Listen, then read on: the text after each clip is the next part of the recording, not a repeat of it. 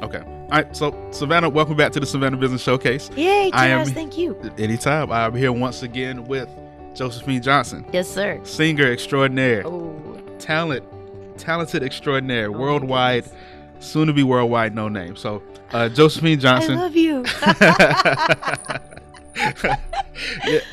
We're going to put you through the lightning round. Oh, my goodness. Do I need a tinfoil hat? No. Maybe. Some of these questions. So I asked a bunch of random questions. You can answer them as short or as long as you want to, and then we'll wrap up.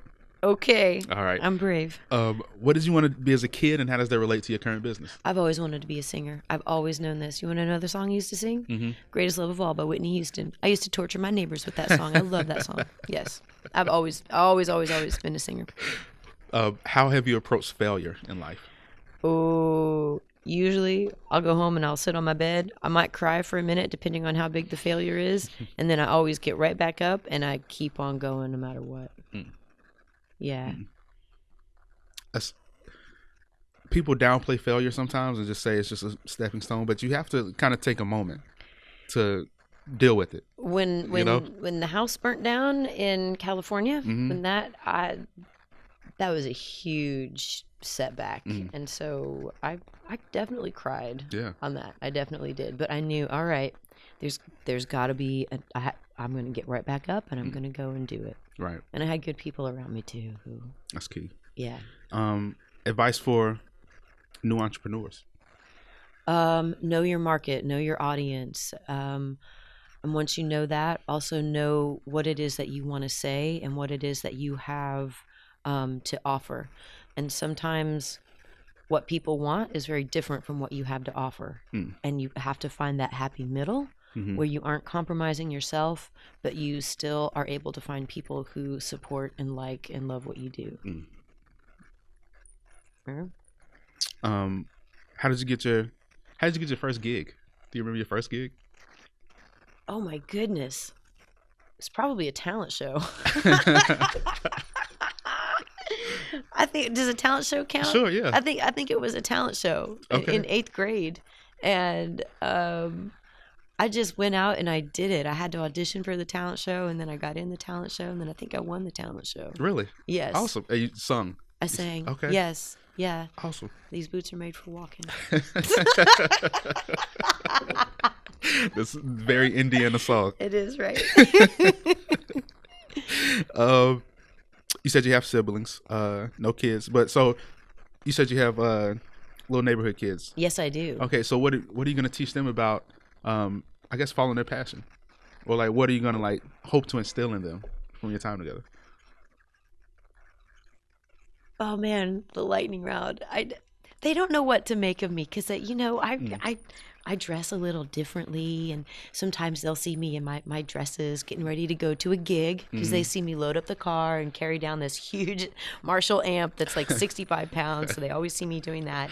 And then other times they see me in my little running outfit with my crazy shoes, and they don't really know what to make of me. I know this. I know because they've asked. They're like, what's that heavy thing? Oh, that's my amp. This is Marshall. Yeah. And I introduce them to Marshall. I'm always friendly to them, and I just hope to instill in them a sense of being able to know who you are and what you want and not being afraid to be who you are. And so, gosh, I think I've totally gotten off track, but I think about my neighborhood kids and how I interact with them. And it always comes back to birds, too. We talk about birds a lot. I try to be the most positive, upbeat, focused, and honest person around the neighborhood kids as I can be. Because there's like 5 or 6 of them, and they play outside. So yeah, I don't know if I answered your question. No, that's beautiful. Beautiful. Perfect. But they do. They mean a lot to me. They mean a lot to me. There aren't any right or wrong answers to this. But that was a rambling answer for sure. That's cool. So I told you before the show, my wife and I played in the marching band. Yes. And I played the tuba. So like I know the feeling of like people looking at you and wondering what that is you're carrying. What are you doing? Yeah. Is that heavy? Does your shoulder hurt? Yes, it Yeah. does. Yeah, yes, it is. You march to the own beat with your tuba. Yeah, That's yeah, awesome. yeah. That's A little superstar when you have a tuba campus for 5 minutes. What are you talking about? No, that's like a lifelong superstar goal right there. I'm not worthy. What's one thing that drains you of energy and one thing that excites you, that gives you energy? Oh my goodness, what drains me of energy? Sitting down and doing too much computer work. Yeah, computer work. And what excites me? Getting to perform. Like I'll go sing for 4 hours. Like sign me up. Sign me up. Let me go. I'll go do it. I'm there. Yeah, anytime I get to play and sing. That's the goal. What's something you consume religiously? It could be a blog, a TV show, YouTube channel, podcast, a food. There's this Facebook page about owls, and I look at it every day. Because they have these cute little videos of owls like doing little owl things, and like, it is ridiculous. It has replaced my obsession with cat videos. You need to check out. Good. It's like All About Owls. I believe it's called it's a Facebook page called All About Owls. All About Owls. Okay, yes. So you're a bird person. Okay. Why? Like, why are you a bird person? Why not? They can fly. Yeah. They can fly. Like, that's the one thing I think if humans could do. Wouldn't you want to fly and be able to learn? Like, we have this like 2-dimensional landscape that we move through. But if you were a bird, like you could land on the ground, or you could fly up and land in a tree, or you could fly up above a tree, and like think of the perspective that you would have. Yeah. Yeah, and fly over the Grand Canyon and look down. Yeah. This is a question I ask everybody, and 90% will probably say the same answer you're going to say. But like, if you had a superpower ability, what would you choose and why? I'd fly. Yeah, right. Yeah. Does everybody say that? And 90% of people say fly. Fly. Yeah, of course I would fly. And I thought about it, like, number one, it like represents freedom. You know, like if you're an entrepreneur, if you're self-employed, you want to be free. You know what I'm saying? You don't want to be tied down. But also, it's the only superpower without a downside. Exactly. You know? Right. If you can fly, well, then you're going to be able to land okay, too. Right. Yeah. There's no downside to flying. Yeah, that's exactly. True. And it's funny because I have dreams, not all the time, but every once in a while. And I know they say, oh, if you dream about flying, you dream about sex. No, it really is about flying. Like, it really is. Sometimes I can like go to bed and I'm going to have a flying dream tonight.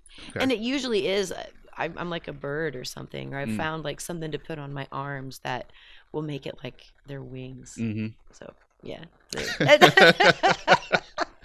Yeah, so I dream of flying. Okay, awesome. All right. Favorite book? Oh, The Mists of Avalon, Marion Zimmer Bradley. Okay. I haven't. What is it about? It's a retelling of the King Arthur tales from the perspective of Morgane, his stepsister. Ah, okay. Yeah, she was the one who kind of got crapped on. I get it. But it's good. It's like, and it's a feminist retelling of the story too. It's awesome. Cool. There's a concept called the 80-20 principle, Pareto's principle. 20% of the actions you take equal 80% of the results. In your business and your singing career, what are the 20% of things you do that get you the most results? Being out there networking and singing, doing it, just singing and doing it. Sometimes I'll post videos, letting people know what I do. Wow. Being genuine when I'm doing it too. Yeah. I guess, and the results that I want are more opportunities to sing and more opportunities to write music so I can go out and sing. So. Beautiful. Do you feel that your business is your life's calling? Yes. Yes. I didn't even have to ask that. Yeah, really. This is it. This is all of the crazy twists and turns my life has taken. I've done it all for the business of being an independent musician. Yeah. Is there a quote that's always been a mantra that you live by? Yes. What is it? Be the change you want to see in the world. Which is why I interact with my neighborhood kids the way that I do. Mm. I want to inspire them. Mm-hmm. Like, yeah, it's the crazy teacher lady who's carrying like instruments out the house again. Oh, why is she doing it? Because she's going to go down the street and sing at the rooftop bar. Yeah. Yeah. Why are you wearing those crazy running shoes?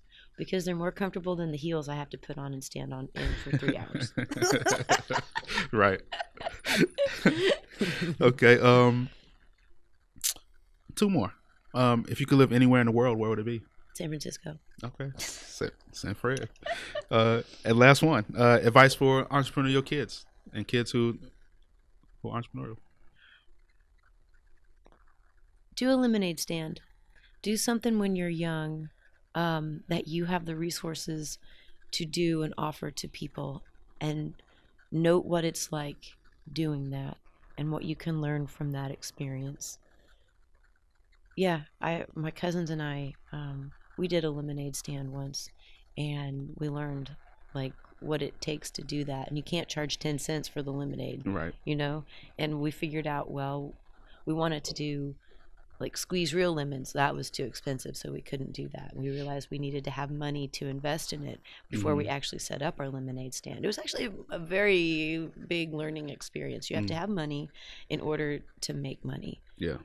Which is why my day job is teaching. That gives me money to invest in what I do. Yeah. But yeah, start a lemonade stand or do a car wash. Do something like that. Yeah. And see how that works. Awesome. Good practical advice. Thank you, Josephine, for being on the show. Therese, thank you. Thank you very, very much. We gotta do this again. This was fun. I know. My show features women, but maybe you and your wife could come on. Okay. You could come on like as a dynamic duo. Okay. Yeah, I think that would be really cool. Okay. I mean, I like guys, and I've had like I've had partners come on before, so cool. The invitation is open, and I hope that I'll bring my tuba and just set it in the background so people know I'm a musician. If you bring it, you'll have to play it. If you bring it, then you play it, and everybody will come. They'll be like, what a rock star, a tuba player. Awesome. Okay. So once again, how can people find you and get in touch with you? Okay, so my website is josephinejohnsonsings.com.